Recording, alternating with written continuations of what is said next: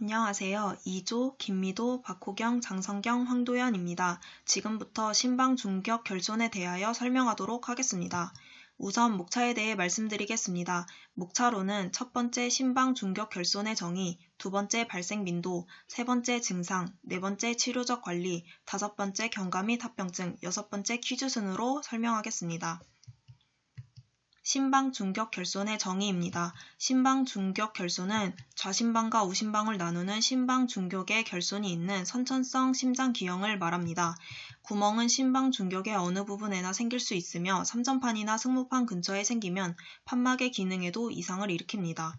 심장이 수축하면서 이 구멍을 통해 좌심방에서 우심방으로 혈액이 흐르게 되고 이 혈액은 우심실로 전해져 폐로 다시 가게 됩니다.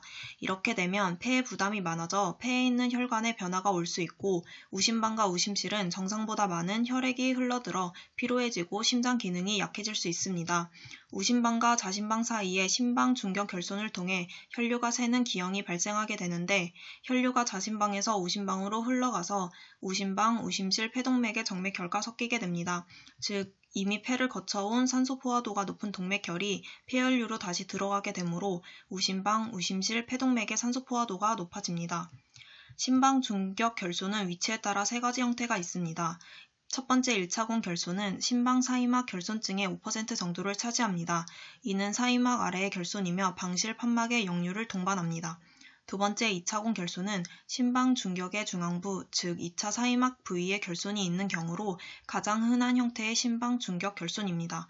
세 번째 정맥동형은 구멍이 신방 중격의 중앙에 있지 않고 상공정맥이나 하공정맥같이 산소를 사용한 혈액이 우심방으로 들어오는 부위에 인접하여 구멍이 있는 경우입니다. 다음은 발생 빈도입니다. 신방중격 결손은 전체 선천성 심장기형의 약 10에서 15%를 차지하며 여자에서 2배 정도 더 잘 생기는 것으로 알려져 있습니다. 다음은 증상입니다. 신방중격 결손은 대개는 증상이 없어 1에서 2세경에 심자붐으로 진단되거나 혹은 무증상으로 있다가 20대 이후에 증세가 나타나기 시작합니다. 소화기에는 심부전이나 폐동맥 고혈압을 일으키는 경우가 흔하지 않습니다. 심자붐이 뚜렷하지 않아 성인에 이르러서 진단되는 경우 20세 이후에 피로, 운동시 호흡곤란, 빠른 맥박, 심방부정맥 등이 나타날 수 있습니다. 폐혈관 질환이 심해지면 청血증이 나타나기도 하며 뇌경색까지 올 수 있습니다.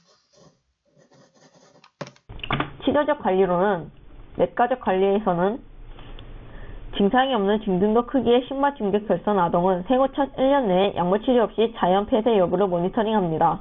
증상이 있는 영아나 아동은 이뇨제와 디곡신으로 치료합니다. 중대적 심도자술의 경우 신방중격 결손의 카테터를 이용한 세세 장치는 2차공 결손이 있는 신방중격 결손이 있는 아동에 효과가 있습니다. 외과적 관리로는 아동기 초기에는 봉합이나 심박부착포 혹은 인공부착포 등의 외과적 폐쇄를 선택적으로 시행합니다. 수술의 시기로는 보통 2에서 6세 사이에 소화기를 실시합니다.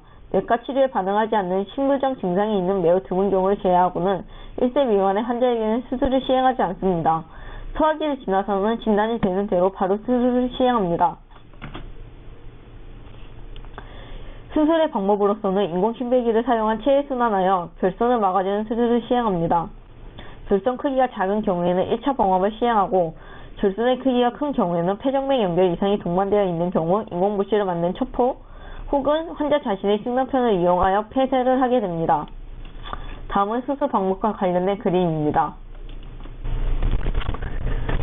경과 합병증의 경우 심부전, 폐동맥 고혈압, 심박세동, 색장증, 허혈성 발작, 뇌졸중이 있습니다. 신산의 작은 결손은 자연 폐쇄가 가능하며 큰 결손의 경우에도 서해에서는 증상이 없지만 매우 드물게 영아에서도 심부전, 폐동맥 고혈압이 동반되는 경우가 있습니다. 심자붐이 뚜렷하지 않아 성인에 이르러서 늦게 진단되는 경우도 흔하며 20세 이후에는 심부전이 나타날 수 있습니다.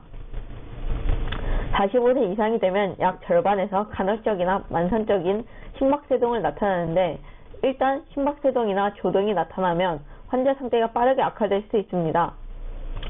혈전 등에 의해 최순환 이상 색정증을 야기하며 일과성 혈액 발작이나 뇌졸중을 일으킬 수 있습니다. 다음은 발표와 관련된 퀴즈입니다.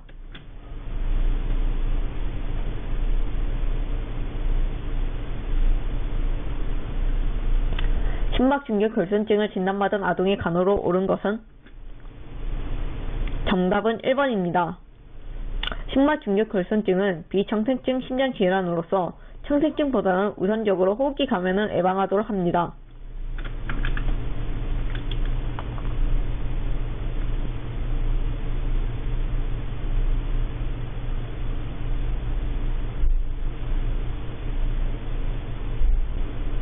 심막중격결손에 대한 설명으로 옳은 것은?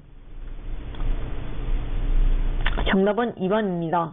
심막중격결손의 경우 좌우 단락을 형성하면서 심방의 결손을 통해 혈액이 좌심에서 우심으로 흘러 폐동맥의 혈류량이 증가하게 됩니다.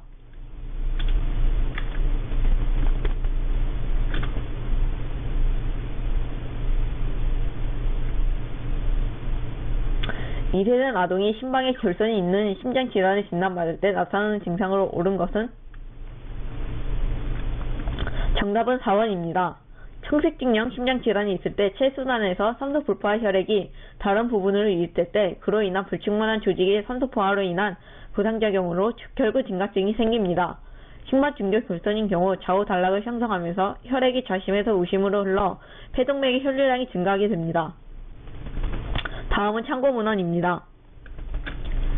이상 발표를 마치겠습니다.